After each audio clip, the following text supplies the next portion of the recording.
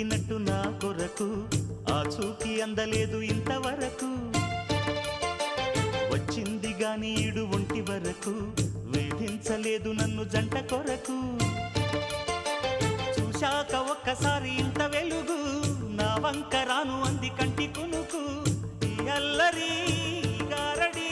నీ లీల అనుకోనా నీ పేరు ప్రేమ అవునా ఇవాళే నిన్ను పోల్చుకున్నా